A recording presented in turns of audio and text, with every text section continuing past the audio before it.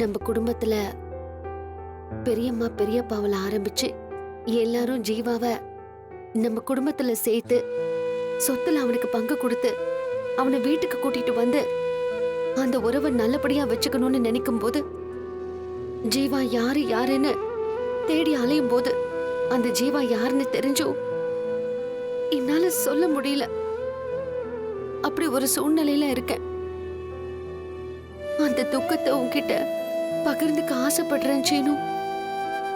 தயவு செஞ்சு நான் சொல்றத கேளு. நான் சொல்றதெல்லாம் உண்மை. ஐயோ மாயா, முதல்ல ஜீவா யாருன்னு சொல்லு மாயா. அவன் யாரு? எங்க இருக்கான்? அவன் யார் கூட இருக்கான்? அவன் யார் வீட்டுல இருக்கான்? அவன் என்னவா இருக்கான்? அவன் என்ன வேலை பாக்குறான்? அவனுக்கு குடும்பம் இருக்கா? அவனுக்கு கல்யாணம் ஆயிருச்சா? நீ கேக்குற எல்லா கேள்விக்கும் ஒரே பதில் தான் சீனு. அந்த ஜீவா வேற யாரும் இல்ல. மாயா, என்ன சொல்ற மாயா? என்னால நம்ப முடியல மாயா. ஆமா சீனு, கதிர் சொந்த பந்தம் இல்லாத ஒரு அனாதை பையன் கிடையாது. பெரியப்பாவோட அப்பா ராஜமாணிக்கத்தோட வாரிசு. அவரோட மக சிவரஞ்சனியோட ஒரே பையன். ரகுராம் பெரியப்பாவோட தங்கச்சி பையன். அவர்தான் ஜீவாவுக்கு தாய் மாமன். அப்படிப்பட்ட ஒரு உயர்ந்த பரம்பரையில இருந்து வந்தவன் தான் கதிர். மாயா, இந்த உண்மை நீ ஏன் சொல்லல? கதிர் தான் ஏன் சொல்லல? நம்ம கதிர் தான் ஜீவான்ற விஷயம் எவ்வளவு சந்தோஷமான விஷயம். அது ஏன் நீ சொல்லாம மறைக்கணும்? இத நீ என்கிட்ட முன்னாடியே சொல்லியிருக்கணும் மாயா. அவன் யாரு? அவன் எனக்கு தம்பி முறை, இந்த குடும்பத்தோட வாரிசு. இத போய் சொல்லாம விட்டுட்டியா மாயா? கதிரை இனிமே யாரும் சொந்தம் இல்லாதவனு திட்ட முடியுமா? அவன் அண்ணன் நான் இருக்கேன், அவனுக்கு துணையா நான் இருப்பேன். இத நீ ஏன் சொல்லாம இருக்க? முதல்ல மாமாட்ட சொல்லலாம் வா. என்ன மாயா, இது எவ்வளவு பெரிய உண்மை மாயா. இந்த குடும்பமே ஜீவாவை தானே தேடிட்டு இருக்கு. வா மாயா, உன்னால சொல்ல முடியாதுன்னு நான் சொல்றேன். அத சொல்ல முடியாது சீனு. சொல்லக்கூடாதுன்னு சொல்லிருக்கான். யாரு சொல்லக்கூடாதுன்னு சொன்னது? கதிர் தான். ஏன் அப்படி சொன்னா? கதிர் பொறுக்கும் போது தொப்புள் கொடி சுத்தி பொறந்ததுனால தாய் மாமனுக்கு ஆகாதான். அதனால பெரியப்பாவுக்கு பெரிய கண்டம் இருக்குன்னு ஜோசியர் சொல்லிருக்காரு. மாமாவுக்கு அந்த கண்டம் முடியறதுக்கு இன்னும் 6 மாசம் தான் இருக்கு. அதுக்கப்புறம் வாரிசா அவனே நம்ம குடும்பத்துக்கு வந்து சேர்ந்துருவான்.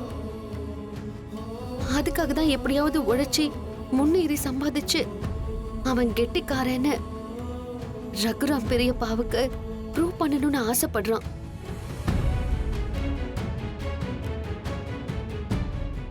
அவன் யாரு? என் தம்பி, நம்ம குடும்பத்து ரத்தம். அது அப்படிதான் யோசிக்கும், நேர்மையா இருக்க தான் ஆசைப்படும், உழைக்கணும்னு வெறியா இருக்கும், ஜெயிக்கணும்னு தான் துடிக்கும். அவன் எடுத்த முடிவு கரெக்ட்னு தான் தோணுது மாயா. அவன் ஜெயிச்சு காட்டலைன்னா அவமானமா இருக்கும். இந்த விஷயத்துல நான் கதிருக்கு சப்போர்ட் பண்ணுவேன். அவன் சாதிக்கிறதுக்கு துணையா இருந்து அவனை ஜெயிக்க வச்சு இந்த குடும்பத்துல அவனை கொண்டு வந்து சேர்ப்ப மாயா. அதத்தான் சீனு நானும் யோசிக்கிறேன். எல்லாரும் சேர்ந்து கதிரை ஜெயிக்க வைக்கணும். கூட்டு குடும்பமா மறுபடியும் எல்லாரும் சந்தோஷமா வாழணும். இவ்வளவு நல்ல நோக்கத்தை வச்சுக்கிட்டு நான் பொய் சொல்லிட்டேன், தப்பு பண்ணிட்டேன்னு ஏன் மாயா ஃபீல் பண்ணிட்டு இருக்க? மாயா, இப்ப சொல்றேன், இந்த ஜென்மம் மட்டும் இல்ல, இன்னும் எத்தனை ஜென்மம் எடுத்தாலும் நீதான் எனக்கு மனைவியா வரணும். நம்ம உறவு கடவுள் கொடுத்த உறவு. இத்தனை நாள் நீ யாருன்னு தெரியாட்டியும் நம்ம அண்ணன் தம்பியா தான் இருந்தோம். இப்போ நிஜமாவே ரத்த உறவாயிடுச்சு. எனக்கு மாயா சொன்னதை கேட்டதும் அவ்வளவு சந்தோஷமாயிடுச்சுடா. என்ன, என்னால இந்த சந்தோஷத்தை யாருக்கிட்டையும் சொல்லி சந்தோஷப்படுத்த முடியல. டேய், நம்ம யாரு என்ன சொந்தோனே தெரியாமலே அவ்வளோ நாள் சந்தோஷமா வாழ்ந்திருக்கோம். அதை நினைச்சு பார்க்கும்போதே அவ்வளோ சிலிர்ப்பா இருக்குடா. விதி உன்னையும் என்னையும் சரியான இடத்துக்கு கொண்டு வந்து சேர்த்திருக்குடா. நீயும் தனாவும் வீட்டை விட்டு போனப்ப நான் அழுதேன். நாம எப்பவுமே ஒன்னாவே இருந்தோம், ஒன்னாவே சாப்பிட்டோம், பக்கத்து பக்கத்துல தூங்குனோம், குடும்பத்தில் நடந்த நல்லது கெட்டதுல எல்லாத்துலயும் ஒன்னா இருந்தோம், சந்தோஷமா இருந்தோம்டா. அது எல்லாத்தையும் நீதான் ஜீவான்னு தெரிஞ்சதுல இருந்து யோசிச்சு யோசிச்சு பாக்குறேன்டா. ரொம்ப எமோஷனலா இருக்கு. அத்தை உன் முகத்தை குழந்தைய செஞ்சப்போ நம்ம மொத்த குடும்பமே எவ்வளவு சந்தோஷப்பட்டுச்சு தெரியுமா? நீதான் ஜீவான்னு தெரிஞ்சா ஐயோ உன்னை அப்படியே தலையில தூக்கி வச்சு கொண்டாடுவாங்கடா. அத்தை பூமியில நடக்க மாட்டாங்க, பறப்பாங்க. ஃபாதருக்கு ஜீவா யாருன்னு தெரியுங்கிற தகவலை தனா போன் பண்ணி சொன்னதுக்கே வீடு அப்படியே சந்தோஷத்துல மிதந்தது. வாசு ஏன் ஜீவாவோட நம்பரை ஃபாதர் கிட்ட கேட்டான். புவனாவால ஜீவாவுக்கு ஏதாவது ஆபத்து வந்துடுமோன்னு மாமா பதறிட்டாரு. அத்தை தான் ஜீவா பத்திரமா இருப்பான், அவனுக்கு ஒண்ணும் ஆகாதுன்னு சொல்லி சமாதானப்படுத்தினாங்க. நீதான் ஜீவான்னு உனக்கு தெரியும் போது நீயும் ரொம்ப சந்தோஷமா இருந்திருப்பேல்ல, அதிர்ச்சியில் அப்படியே உறைஞ்சு போயிருப்பேல்ல.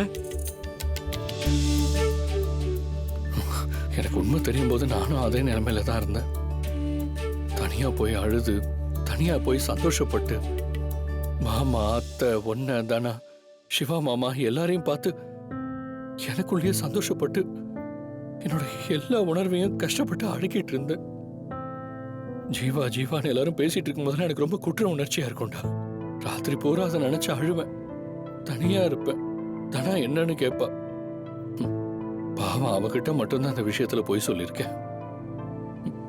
பாத்தியா எங்க அம்மா போட்டோவை பார்த்ததுக்கே தானா எவ்வளவு சந்தோஷப்பட்டான்னு. நான் யாருன்னு தெரிஞ்சா எவ்வளவு சந்தோஷப்படுவா. நான் கும்பிட்டு சாமி என்னை கைவிடல. கதிரா இருந்தோ ஜீவாவா இருந்தோ என் மாமா உயிருக்கு எந்த ஆபத்தும் வராம நான் காப்பாத்தணும். அதான் இப்ப என்னோட பிரார்த்தனை.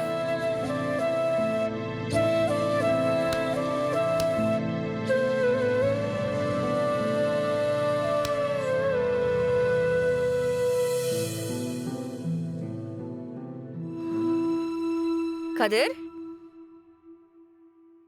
என்னடா போட்டோவே பார்த்துட்டு இருக்க? என்ன கதிர், முகமெல்லாம் டல்லா இருக்கு? ஒண்ணும் இல்ல தானா, உங்க பையன் ஜீவாவை தானே எல்லாரும் தேடிட்டு இருக்காங்க. அவன் சீக்கிரமா மாமாவுக்கும் அத்தைக்கும் கிடைக்கணும்.